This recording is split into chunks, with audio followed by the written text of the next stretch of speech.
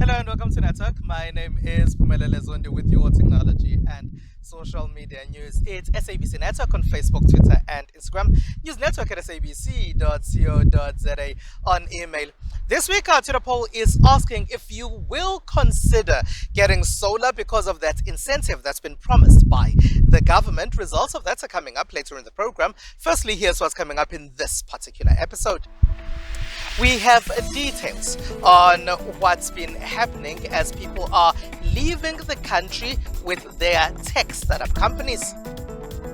We go to West Africa to find out about bits of the tech sector there. And in our conversation, we chat about the tech slump that's been happening in 2022 and see what's going to be happening in 2023. South Africa is experiencing a massive brain drain in a lot of sectors as there are different organizations all over the world that are poaching from South Africa. But this is now also seen in the tech sector, and there are startups that say they are moving to parts of the world where they're getting funding easier and also where it's easy to register a tech startup. The African Tech Startups Funding Report says South Africa startups are suddenly struggling to raise funding the way they used to in the past. Sanele Mhlongo says it's because of the lack of support locally that's partially making him consider a move abroad. He runs a startup called Elo Enterprise. Other countries are more advanced. They understand the convenience of tech, hence why they want to invest in Africa because Africa is the future. So 98% of tech startups are raising capital in the international global phase because most investors can't see a potential and the value of Africa, so they have the appetite of investing rather than institutions that are here in the country. They don't see the most need and a demand of a convenient way of investing into innovations. He says he's earmarked Canada for the move. In 2021, the Canadian government introduced a visa for immigrants in the tech space. People like Mhlongo say it's such visas that make other countries attractive for tech startup founders like himself. There are specific incubators overseas. I will not mention the country, but technically when people have innovation, there's an incubator where they go and pitch and get a specific startup fund to make them launch their concept, whether it fails or not. But certain countries rather take a risk on that, on their entrepreneurs, because that's what drives the economy. Cape Town-based card payment startup Yoko has been going around the world to find funding too. Much of their latest funding came from Europe. So I think funding is always an interesting topic. It's not necessarily the easiest thing for you to find as a business based in South Africa. And interestingly enough, harder for you to get in the local ecosystem still.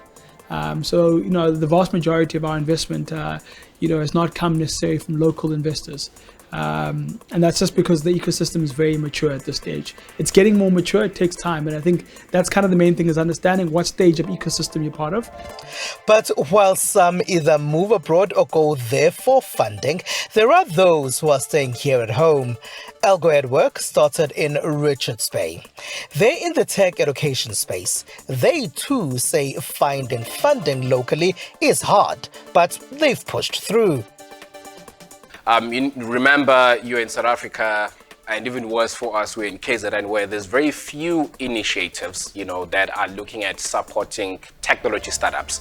And even worse, you're in a field of robotics, which is still an industry that is in its stage of infancy. So it's been really difficult, I think we've had to really be innovative in just making sure that we stay afloat as an organization, looking at a number of ways to fund our operations. Africa has repeatedly been called the last frontier.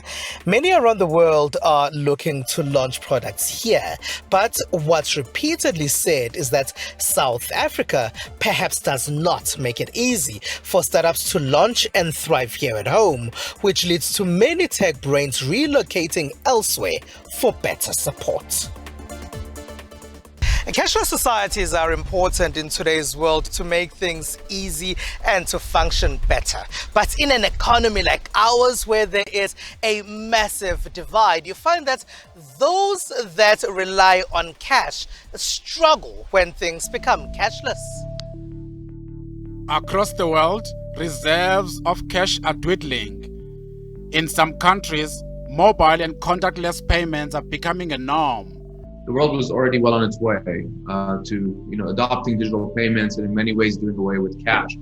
Not to say that it was expected that the world will become cashless in the near future, but I guess there was definitely a tipping point in some countries where we've been seeing people move to digital payments more so than cash. The biggest benefit of enabling cashless transactions is obviously the safety aspect. So because there's no cash on the premises, there's a reduced impetus for crime or criminal activity. Nobody's going to try rob you of the money because it doesn't exist, right? Closer to home, cashless payments are on the rise as customers are drawn to the convenience, safety, and hygiene in post-COVID. While analysts say the cashless move has boosted sales for small businesses, those dependent on loose change and rely on tips say the shift has hit their earnings. Musician Thomas Nyasavele has been busking next to the smart parking payment machine at Rosebank Mall, where drivers often drop their change into his guitar case. But Nyasavele's takings have dwindled in the past year or two as growing numbers of mall visitors use cards to pay at the new cashless payment system. It's very difficult to make it now 300, 400 because the people they're using card. To apply the card, you must have account in the bank. That all stuff is very complicated.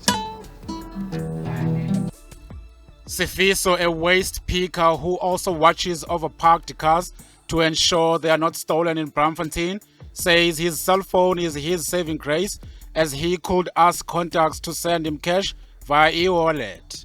Njengomunye uyakhona ukuthi hayi ngizokuzama kufakele ku e-wallet njengamanje bakhona abakwenzayo abanye mara angeke akwenze lokho yikho ngisho nje ukuthi hayi angazi inzima vele nafika lapho.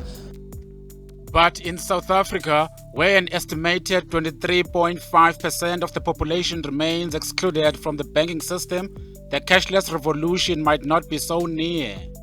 The country and even the rest of the continent is not ready for 100% cashless society, right? Because with the digitization, specifically of the financial sector, came effectively increased exclusion from financial and economic participation.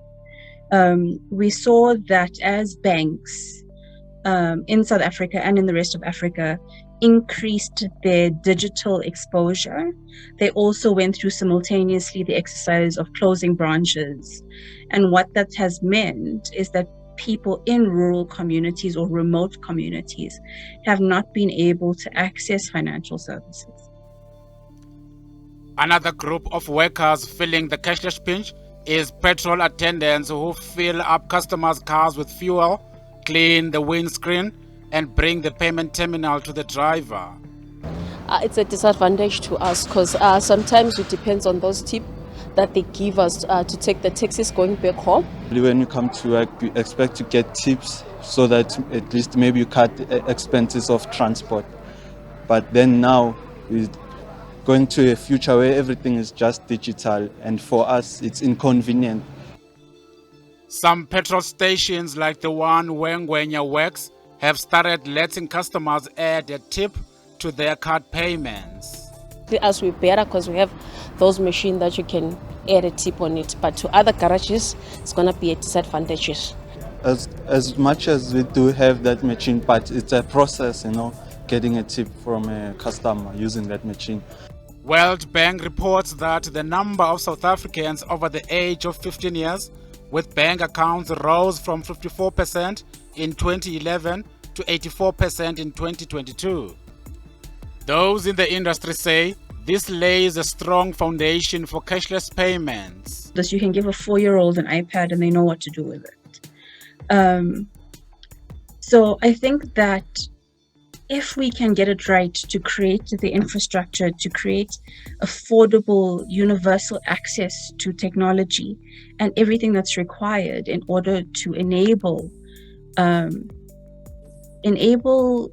young people to do what the technology can allow them to do, I think that would be a great foundation to build a different kind of African economy. Other payment options aimed at popularizing cashless payments have been launched in recent years, from First National Bank's e-wallet that lets customers send money to a cell phone number, to Yoko's wireless card machine, and now smart parking machines. Petrol attendants like Ngwenya hope the surge in cashless payments will not do away with cash altogether. Let's go to West Africa now to find out how bits of tech are being utilized in that part of the continent.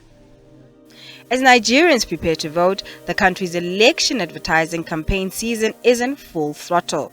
The run-up to the polls is usually a chance for small businesses like Shimmer Text Print to cash in on election gear ranging from hats and flip-flops to tissue boxes and cooking oil labels. But business has been slower than usual, as candidates have hinged more campaigning on social media. Printing-wise, not much difference in our orders. Just a little.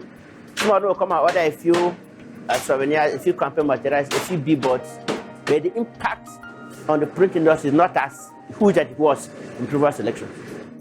Nigeria, Africa's most populous country, is home to millions of internet users, and platforms such as Facebook, TikTok, Twitter, and YouTube are popular. Social media has been a key campaigning tool ahead of a poll in which almost 40% registered voters are 34 or younger, according to Electoral Commission data. The only thing we have noticed is that there's a lot of hype on social media. Social media has played a lot of role in this. I think because of also the level of youth participation. Even with the move to digital platforms, not all is lost for the printing business, as political parties still commission political regalia for rallies and other in-person campaign events. We are not seeing those things as strange. It's what we want. In short, the most craziest of order for a printer is a good job. So there is no strange job. As businessmen, when those orders come, you produce. But then, on the other side, you begin to imagine what politicians, the value they attach to the electorate. Nigerians are voting for a new leader to replace President Muhammadu Buhari amid growing insecurity and economic hardship. The three front-runners have promised to reduce living costs, boost growth, and tackle rising levels of violence. SABC Network on Facebook, Twitter, and Instagram. News Network at sabc.co.za. On email. After the break, we chat about the tech slump that was seen at the end of 2022, and that's also continuing. Now, stay with us.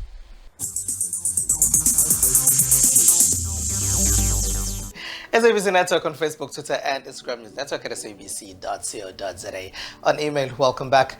Now, the year 2022 saw a slump that had not been quite predicted in the technology sector. The world started opening up, and therefore people started to go back to their normal lives somewhat. And that saw, for example, the struggles in the cryptocurrency sector. The shipment of smartphones started slowing down as well, and tech companies started laying off too. To help us understand what's been happening and what's likely to happen as we go forward is Chief Growth Officer at DigiPoise, that's Adewale Adejumo. Hello, and thank you very much for being a part of our network, Adewale. Maybe if we start by talking about the slump that started taking place in 2022. What's been happening? Okay, so I want you to actually see this from an economic standpoint. Okay, so what basically happened in 2022 was a lot of companies, tech companies that have been growing exponentially over the past couple of years, started to lay off a lot of their tech stuff. And the reason, and some of the primary reason, is because a lot of these companies, they've been paying developers and other tech people salaries that is way higher than majority of the companies that have been established, that have been well established over the number of years. So these guys, they could afford to pay people about 5 to 10 times more than older companies that already had market saturation because they were going exponentially. And part of that reason as well is because most of these tech companies incentivize the guys that they hire by offering them shares. And when they offer them shares, they don't offer shares from what's already there. They actually dilute shares. But this didn't really bother our their shareholders over this time. But now that they are now reaching market saturation and market is slowing down and shares are dropping, if they keep hiring, or if they keep a lot of these guys that they're actually giving shares to more shares, what that will mean for the shareholders is that the shares will start to plummet. So now a lot of these big tech companies were now making changes, and which is basically reducing the amount of money that they are paying the tech people, and also cutting off the guys that are earning like 5 to 10 times more than your other already established companies. So that's what basically caused a lot of the huge tech layoffs, because share prices are dropping. They can't carry on doing what they were doing because they were going exponentially, because everyone is just sort of like plateaued. So the only other option is to make sure that they don't lose their shareholders by making these huge layoffs. So that's what's been happening. Are we going to see this trend going on into the foreseeable future? So for a lot of these companies, what I actually think is going to happen, is that they are going to start rehiring people in tech, but they are not going to be offering them packages that were as big and as ridiculous as before. But right now, even the guys that didn't lay off people have just applied like a freeze on new hires. So we expect to actually see that happen for a while, unless something really, really big comes around and starts to help this company start to grow exponentially again. Adewale, there are pockets though in the tech sector that probably will be doing well. Which pockets are those? Okay, so what we are seeing right now is we're seeing AI coming in. So so let's say this is the market, right? So let's draw a graph. So there's a part of the market that has been that there are products for, and there are this part of the market that there are products for. The part where where we don't have a lot of products is here, and that's where we combine AI plus these two. Now that's the part where everyone's trying to actually fill in, where they're combining the tech with AI. So yeah, so AI and what these companies already offer, like your Google, your Microsoft, plus AI is where we're going to see a lot of growth happening this year at least. And customer behavior, what's it like now? Have things changed, or is it going on in the trend that it's been in the past? So once again, let me go back to economics, where a lot of these big companies, they now have market saturation of their products. So it's not easy for them to actually sell as much of their old products, even when they're bringing out newer models. So what a lot of them are not doing, especially with the case of Apple, is that they are not just pricing their new products exceptionally high. So it's just a matter of like, I already have a phone. Most people already have a phone. The one reason why you would probably buy a new phone is if you just have a lot of money and you have the money to spend. So I don't really think that customer behavior is changing that much. I think that technology has gotten so good and the market has become so saturated that people aren't exactly rushing every single year to try to get the newest thing, because the old thing that they have, also with a lot of competition and people are getting years of support, they're not in a rush anymore to actually get rid of their older devices. During the height of the pandemic, we heard a lot of people saying that they wanted to get into the tech sector, understandably, because that's the sector that was doing really well in 2020 and 2021. What would you advise someone who wants to venture into tech or grow into the rest of the African continent? Find a problem and solve it. Yeah, that's it. Adewale Adejumo, thank you very much for being a part of our network. Now, Adewale Adejumo there is the Chief Growth Officer at DigiVoice. It is SABC Network on Facebook, Twitter, and Instagram. News network at sabc.co.za on email. Stay with us. It is SABC Network on Facebook, Twitter, and Instagram. Welcome back. Here's what else took place in the rest of the world in the tech space. Amazon.com Inc. self-driving vehicle unit Zoox said it has successfully tested a robo-taxi with employees as passengers on a public road in a move to bring it closer to commercial service for the general public. The test, conducted between two Zoox buildings 2 kilometers apart at its headquarters in Foster City, California, was part of the launch of a no-cost employee shuttle service that will also help the company refine its technology. The tech company declined to provide a timeline for the commercial launch, which will need additional government clearances. The industry's automated vehicle segment has not rolled out as fast as originally expected, as the technology has proven tough to master. Ford Motor Company and Volkswagen AG last fall announced they would shutter their Argo AI self-driving unit and focus on driver assistance technology that provided more immediate returns. And now in India, the country's information technology company SoftGrid Computers is turning heads with their quirky pop-up which asks employees to go home, warning them of a system shutdown once their office hours are up. Long stretching hours office के जो है वो हम reduce करने की कोशिश करते हैं हमेशा। तो उसके लिए हमने एक सॉफ्टवेयर बिल्ड किया जो कि एक नोटिफिकेशन सिस्टम है। जैसे ही सिस्टम टर्न ऑन होता है वहाँ से हमारा टाइम ट्रैकिंग स्टार्ट होता है एंड टाइम जैसे ही शिफ्ट टाइम ओवर हो जाता है देन एक पॉपअप आ जाता है विच रिमाइंड्स देम कि आपका शिफ्ट टाइम ओवर हो गया and you can now go home. So इस तरह का हमने एक टूल बिल्ड किया है। सो एंड जो बेसिक मोटो है that is work life balance, कि वो अपने फैमिली को टाइम दे सकें, सोशली थोड़ा टाइम स्पेंड कर सकें। Employees also said that the new software has helped them in maintaining a regular and stress-free sleep cycle. Working long hours is killing hundreds of thousands of people a year in a worsening trend that increased during the pandemic, the World Health Organization said in 2021. This week, Twitter poll is asking you if you will be getting solar, as there is now an incentive that's been announced by the government for those that decide to go that direction of things.